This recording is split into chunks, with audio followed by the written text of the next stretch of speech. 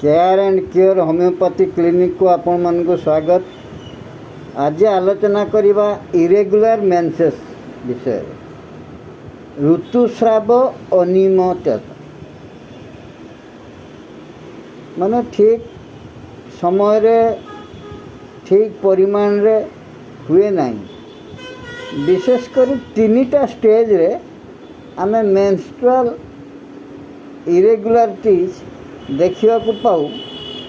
प्रथमटा हूँ monarch period मैं प्रथम जिते बड़े झील को ऋतुस्राव आरंभ हुए मोनार्क पीरियड भितर आपन देखिए बेले बेले 2 मास 3 मास अंतर ऋतुस्राव हुए कि बेले बेले एकाथरे गोटे मासर 2टा ऋतुस्राव हो जाए एमती टाइप इरेगुलारिटी देखा जाए। आउ गोटे कौ समय मेनोपोज समय जिते बड़े 50 वर्ष रु 60 वर्ष महिला मान भितर युवा सब देखा जाए जो संपूर्ण भाव में ऋतुस्राव बंद हुए ताकू आम मेनोपोज बोली कहू।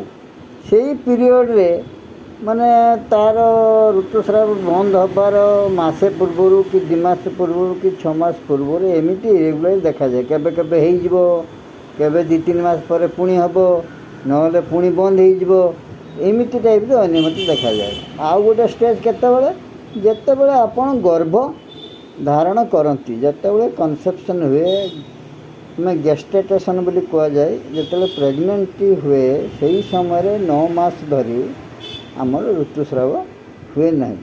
यहीगुड़ा सबू आम बायोलॉजिकल इरेगुलारिटीज बोली धरी था।